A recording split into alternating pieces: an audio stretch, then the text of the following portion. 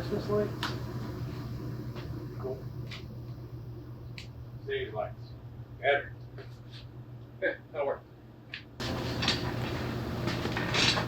Got a wheelie chair, and it moves a lot when I sit in it. What's up, everybody? Welcome back to my channel. Thank you so much for checking out this video. It is great to see all your smiling faces all here. Before we get into today's topic, which is these beautiful fancy lenses sitting here on my table that is 4x3 by it's a square. If you follow me, you know I usually post on Wednesdays. I didn't post on Wednesday this week because I've decided to do something a little different. The weekly updates don't really do much for you. So what I've decided to do instead, obviously I'm doing the tutorials. I do things like that with Adobe, with Premiere, Photoshop, Lightroom, those things. But I'm also wanting to do something else, and that is talking about gear. And that's what's going to be happening in the upcoming weeks, as well as my tutorials. So in terms of talking about the gear, I've decided to name that specific part of my channel. I'm going to call that Snapped. Yes, I actually snapped, even though it's not really me snapping, it's the shutter closing and snapping a picture. Snapped through the lens finder is what I'm calling this part, this series thing on my channel. So on Snapped through the lens finder, I will be doing things like talking about the lenses I personally use and why I like them, the camera I use, the Canon 90D, and I'm also going to be renting some lenses and doing some photography with them and seeing just what I can get with them and giving you guys a informed decision when you are deciding what lens or what camera you want to start with. So I want to get into it, but before we do that, before we get into everything that's happening here, these lenses are just so nicely set up right here. They're just asking for some B-roll, aren't they? So why don't we give them a nice warm welcome to the channel with some B-roll. Hit it.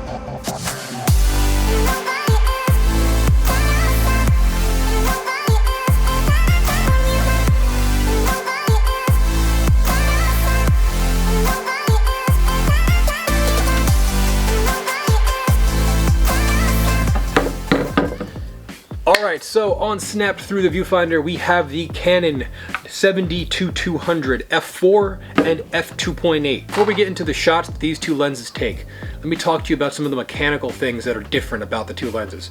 Number one, right off the bat, you all can see this one's huge and this one's a little smaller. We'll call this the big boy and the small boy. Petite little one. The big difference between these two lenses is the f-stop. Now the focal lengths on the two are exactly the same. It's 70-200, so you're still gonna get the same amount of focal range, length, zoom in telephoto stuff. Yeah. But what's different about them is how big the aperture gets. Now, when we mentioned f-stop, that's the aperture. It's the same thing. F-stop, aperture. They are the same. So for the lenses themselves, you can just take a look from the opening. The reason why this lens can get crisper images and focus on smaller objects is because of how much bigger the opening on this lens is. I'm pretty sure this is a 88mm lens and this is a 52. Hang on. I am wrong all across the board. 82mm opening is a 67mm. How far off I was means I was just guessing. And that's not good to do when you're trying to inform people of stuff, and don't swing your lens either, because that means you could possibly throw it, and that would be bad because it's glass and you don't want to break the glass because it's expensive. Anyway, moving on. Basically, the only difference between the two of them is the size of the aperture. That and the compression inside. The compression allows the image to be much more crisp, much more focused upon, and the 2.8 allows you to focus a lot more on the smaller details of an image. The difficulty of that is the larger the aperture, the smaller the focal spot is, and the more bokeh you get in the background. And we're going to show that with the images that are coming up just next. So, setting these aside and putting the lens caps back on them because, you know, protect your lenses and stuff. Make a nice little thing you had before. Something like this. Like that. No? Like this. Yeah? Yeah? Yeah? Yeah, that's right. So for the images, we're going to be comparing three separate images. Now they're not the exact same image, but they're very close, and you're going to be able to see the details between one and the other. And I want you to try and figure out which one is which before I tell you about them. So this flower, this little pink flower here, I'm going to post them up right there, here-ish, somewhere. Now tell me what the difference between these two images is. What is it? Any guesses? Did you say the amount of blur in the background? Because if you did, you are correct! In this image here, you can see the background is blurry, but it's not super blurry. You can still kind of make out some of the details in that image. But if you look at this one, there's almost a flat background behind it. You can tell on the rock from each one, the rock on this one is more textured, more detailed, whereas the rock on this one is a lot more blurry in the background. And that's what the aperture does. The larger the aperture, the smaller the little window of focus, and the more bokeh you get in the background. The way I like to think of it is, picture like the focus as a circle. That wherever you tap on that screen for the touchscreen cameras is where the focal length is going to start. And from there out, you get to start getting bokeh. The larger the aperture is, the more bokeh. The smaller the aperture, which is when you get to the f-stops of 8 and up, the aperture blades are closed a lot more like that. It lets less light in, but it gives you less bokeh. I don't know the science behind that. I should probably look that up, but just you have to understand that it does it. You don't have to understand why, but I'm gonna understand why because it's good for knowledge purposes. Next two images. The next image, boom! Take a look at this one, take a look at this one. Again, you notice the difference in the bokeh in the background? This one is a lot less blurred than this one. You can kind of see more of the flower in the background of this one, but in this one you can't see most of anything back there. And the last shot here and here. Now, I kind of gave the answer away by talking about it. Did you guess which one's the f4 and which one's the f2.8? If you said this is the f4 and this is the f2.8, you are correct. But yeah, that's really all I have to say about the Canon 70-200. This lens, if I'm going to talk about the recommendation behind it, I love this lens. I have both of them for a reason.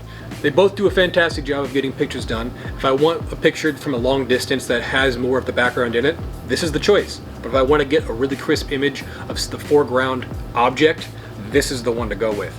But remember, when you're picking a lens, you also have to think about price. Big boy, it's got a little bit more of a hefty price tag. Price tag is here. You can see the difference in them. Big boy is obviously a little bit more than the small boy, but it really comes down to what you want to do with your images. If you're looking to take pictures of foreground images that are very, very crisp, very, very noticeable, and the background is a lot less noticeable, 2.8 for you. But if you're looking to take pictures of people and also include some of the background in it, maybe this is the better choice. And like I said, this one does cost a lot less than this one. Especially now with the new models, it's an amazing lens, and it's like $2,000 and way out of my price range. That's all I have for the 70-200. This lens, both integrations of it are amazing lenses. I would recommend it to any photographer who's looking to get into telephoto photography and really get those zoomed into images. These lenses are fantastic, and they're great for every level of photographer. So I hope you guys learned something. I hope I brought something to your lives so you can make an informed decision and when you're trying to decide what lens you want to buy for your camera. Before we go, real quick thing, these are both EF lenses. What does that mean? So there's the Canon DSLRs like the 90D, the 5D, all the cameras up from the single digit D series all the way down to the Rebel TI series will take these lenses, so you don't have to worry about buying an incorrect lens for your camera. If you happen to have the R or the RP, those take RF lenses, and they will not fit these without an adapter that switches from RF to EF. That's just something to remember when you're selecting what lenses you want to use. There is an RF version of this lens that just came out, and it is awesome. It's about half the length of it, and it still does the job. It works really well with the R and the RP.